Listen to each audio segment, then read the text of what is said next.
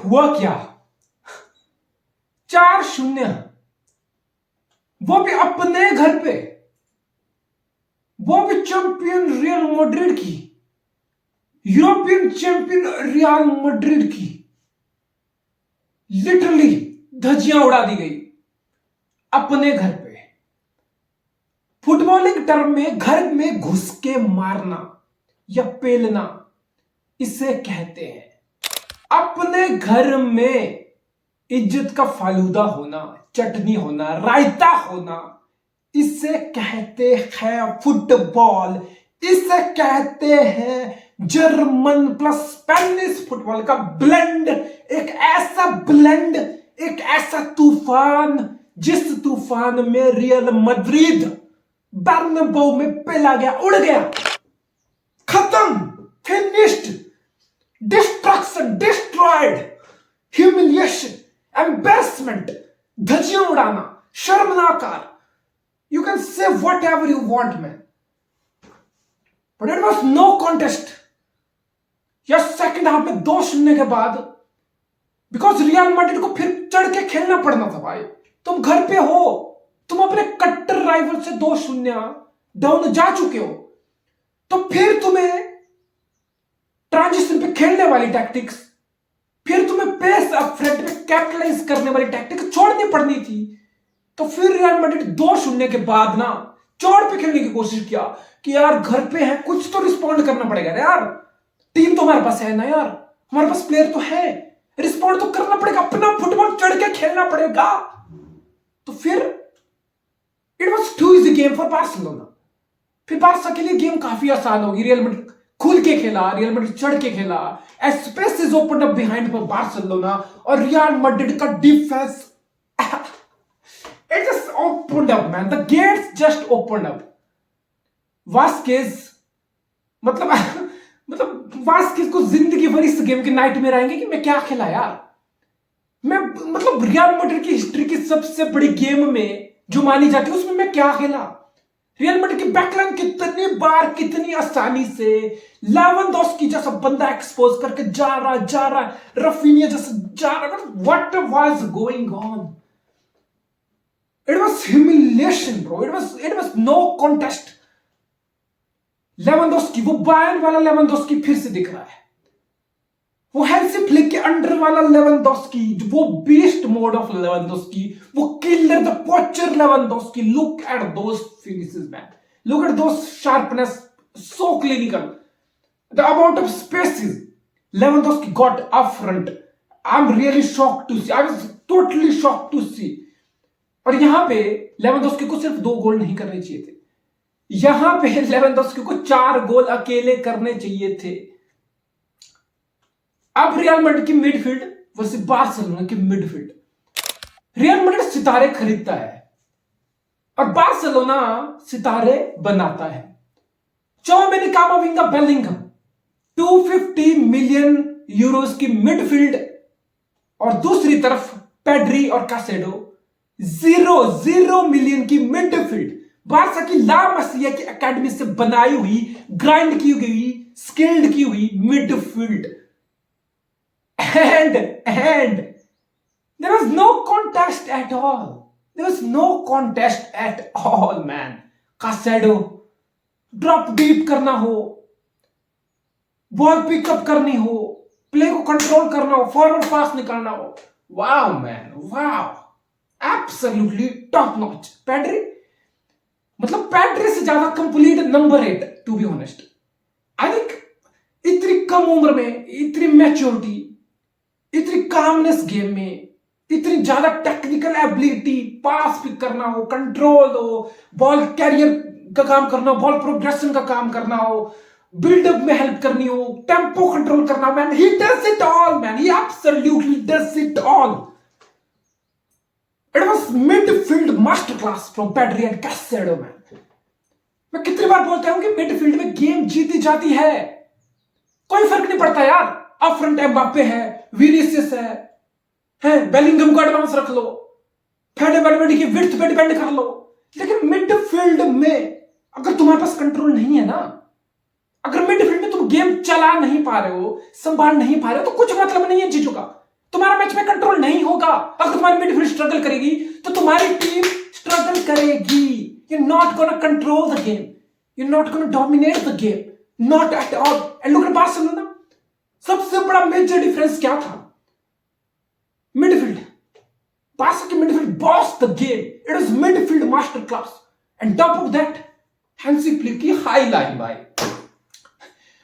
एक वक्त पे मुझे लगा कि शायद ये जो हैंसी फ्लिक की जो हाई लाइन वाली टैक्टिक्स है ना, ये रियल मैड्रिड के सामने, रियल मैड्रिड के हाथों में प्ले डाउन करेगी, सिंपली बिकॉज अब तुम्हें कार्लो एंचेलोटी का फुटबॉल पता है।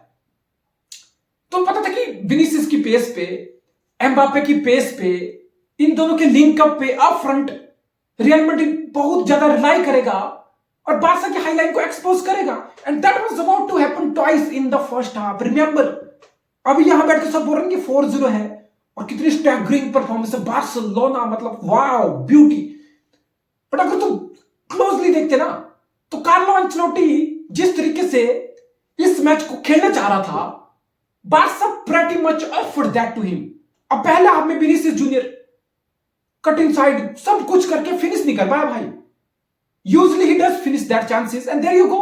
फिर किलियन एम्बापे का slight offside, there you go.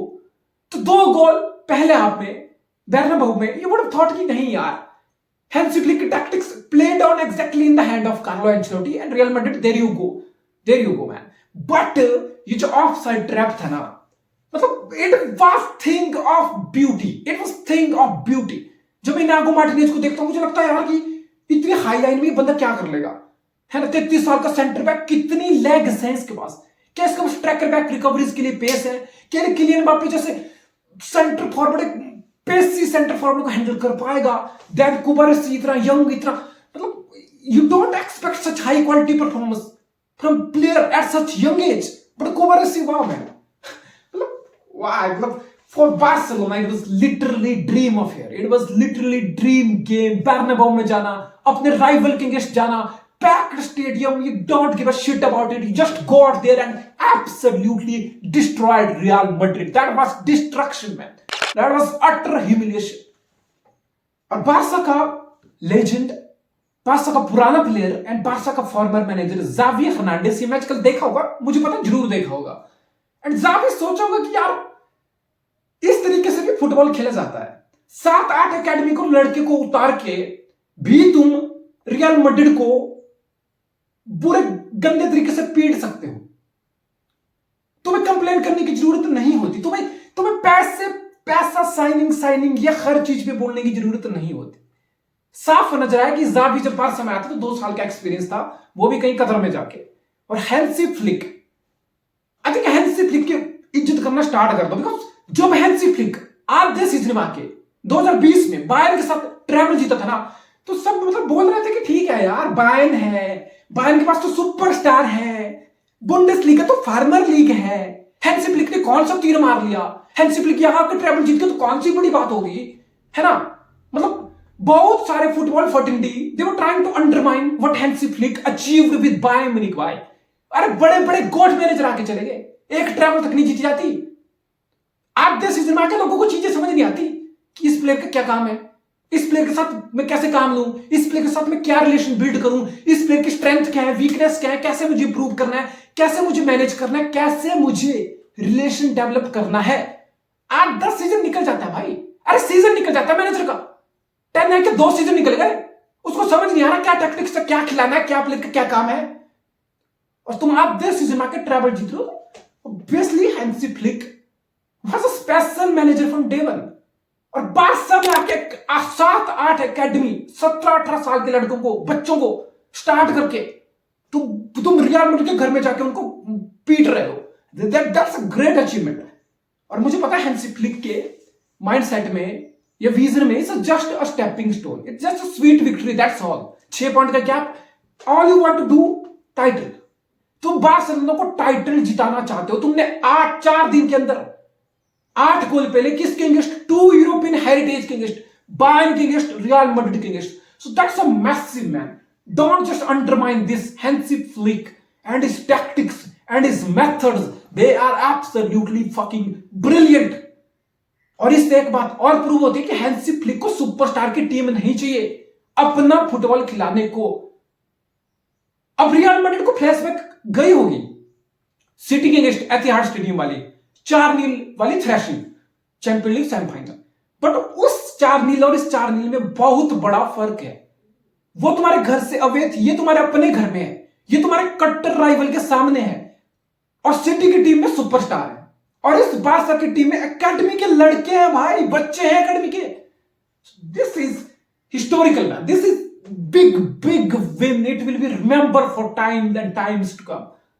Barça fan ने सोचा नहीं होगा यार कि 2 महीने के अंदर इतना आनंद वाला फुटबॉल मिलेगा, इतना ऑर्गेस्मिक, इतना ब्यूटीफुल, इतना ब्रेवरी वाला, इतना बैड एस फुटबॉल तुम्हें देखने को मिलेगा। And credit goes to one man only, Hansi Flick man. Wow, ये आदमी, यस गौर से देखो, अगर ये आदमी सोमवार की रात को अगर बैलन डोर जीतेगा ना, मैं तो बता रहा हूं बैलन डोर की सबसे बड़ी बेइज्जती यही होगी,